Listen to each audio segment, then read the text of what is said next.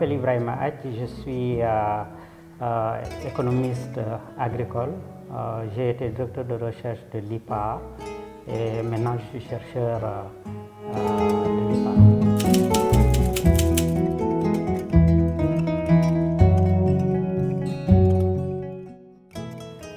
Avec la pandémie de Covid-19, les populations ont été fortement affectées. Le gouvernement a pris des mesures pour juguler la pandémie et avec ces mesures, on peut noter les mesures de restriction dans la mobilité.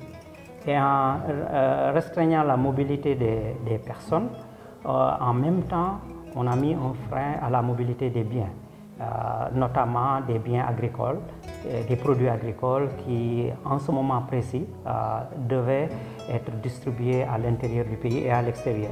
Un exemple, c'est que c'était la période de la commercialisation de l'oignon, la période de la commercialisation de la mangue, et les paysans ont été fortement affectés.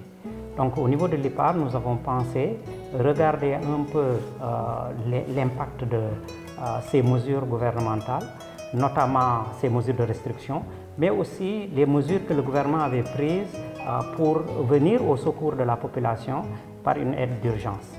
Donc l'objet du projet, c'était de regarder un peu l'impact des mesures de protection sociale et le renforcement des systèmes alimentaires qui ont été aussi fortement affectés, notamment dans certaines zones comme la zone des Niayes, qui est une zone à vocation maraîchère et où les produits périssables sont beaucoup plus nombreux.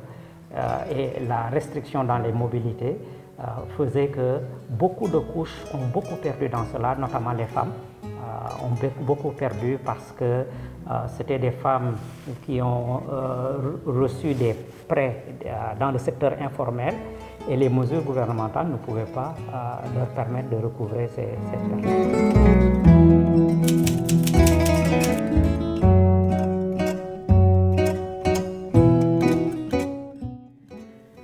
Alors, en décidant de ce projet, nous voulions comprendre quels sont les impacts des mesures prises par le gouvernement. Donc, voir dans quelle mesure les mesures de protection sociale avaient un impact positif ou négatif. Deuxièmement, voir la résilience des systèmes alimentaires. Et du point de vue des mesures de protection, ce qu'on pensait, c'est que le fait d'utiliser des kits alimentaires pouvait être bénéfique, mais pouvait être moins efficient que l'utilisation, par exemple, de l'argent directement affecté aux populations qui pourraient, par leur propre choix, diversifier leur approvisionnement, alors que les kits alimentaires mettaient à la disposition des populations une catégorie d'aliments qui était spécifique. La deuxième chose, c'était de voir ces systèmes locaux, comment elles pouvaient résister et être résilientes par rapport à ces chocs-là. D'autant que la COVID, c'est un choc bien déterminé, mais nous sommes appelés à vivre avec des chocs similaires et nous voulions comprendre comment ces systèmes alimentaires résistent par rapport à ces chocs pour prévenir les chocs à venir.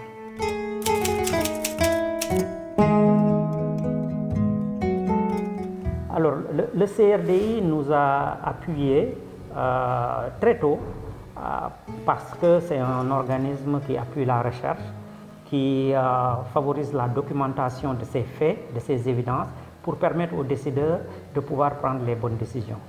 L'objectif, c'était d'appuyer l'IPAR pour que l'IPAR puisse collecter les informations nécessaires, avoir les évidences, afin d'aider les pouvoirs publics à pouvoir améliorer leur prise de décision, notamment sur le système de protection sociale, mais aussi aider les acteurs locaux, les organisations de producteurs, les responsables des systèmes des chaînes de valeur, pour qu'elles puissent aussi prendre les bonnes décisions lorsque ces chocs arrivent. Donc, dès le départ, le CRDI a été très intéressé par les propositions que nous allions faire pour aider le gouvernement à améliorer sa prise de décision.